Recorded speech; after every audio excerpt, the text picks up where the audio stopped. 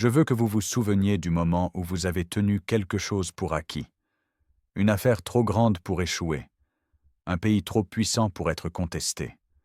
Une scène si immense qu'une seule nation pouvait, croyait-on, se tenir au centre.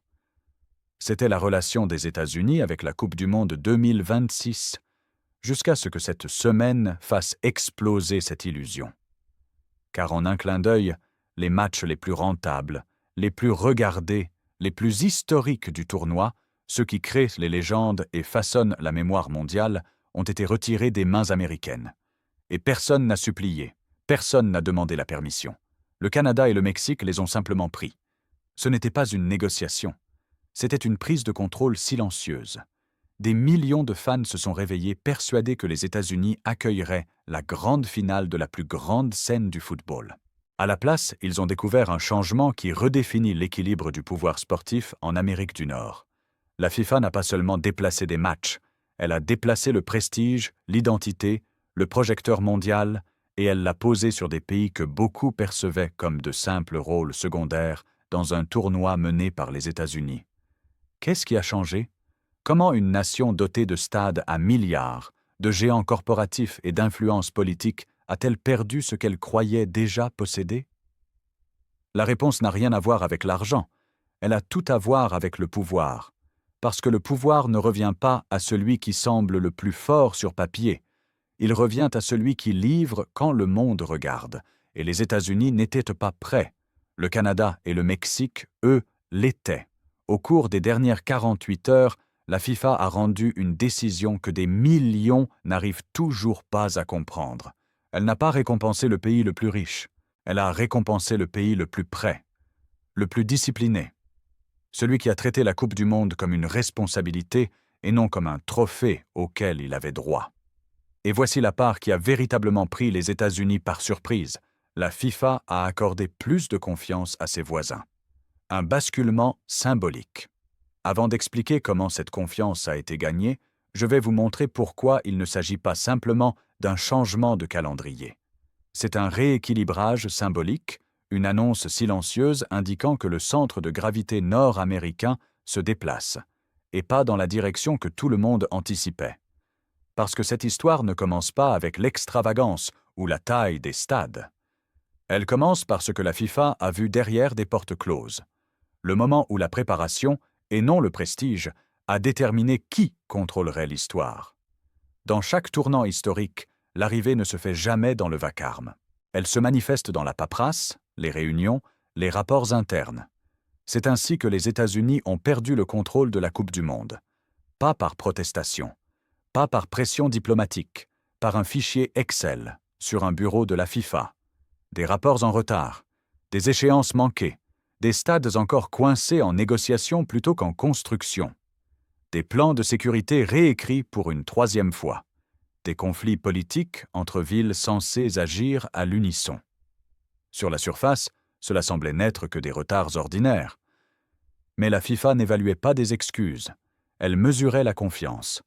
Pendant que les organisateurs américains affirmaient que tout rattraperait, le Canada et le Mexique ne brusquaient pas, ils terminaient. Les rénovations de Toronto étaient en avance. L'architecture de sécurité de Vancouver était finalisée avec exactitude. Mexico modernisait l'Azteca comme une œuvre orchestrale, coordonnée, maîtrisée, parfaitement cadencée. Puis est venu le jour de la comparaison interne. Une session à huis clos à Doha, les rapports posés côte à côte. Et pour la toute première fois, les États-Unis n'avaient plus l'air d'un leader. Ils avaient l'air d'un risque. Ce jour-là, l'allocation des matchs a glissé discrètement, un par un, hors du territoire américain. Aucune annonce publique. Aucun scandale. Juste un transfert silencieux de prestige. La croyance qui a tout détruit. Pour comprendre comment l'Amérique a perdu, il faut détruire son illusion fondamentale, l'idée que l'argent équivaut à la compétence. Les États-Unis avaient les stades les plus immenses, les commanditaires les plus puissants, la plus grande audience potentielle. Mais l'argent construit le stade.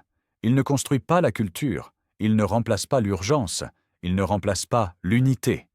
Le Canada a abordé la Coupe du Monde comme une mission, le Mexique comme un héritage, les États-Unis comme une acquisition commerciale.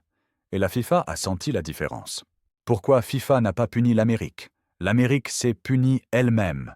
Pendant que les États-Unis négociaient des droits, le Canada et le Mexique rendèrent des résultats. Pendant qu'ils discutaient, leurs voisins exécutaient. Donc, lorsque les gens demandent « Pourquoi FIFA a-t-elle retiré les matchs les plus précieux des États-Unis ?»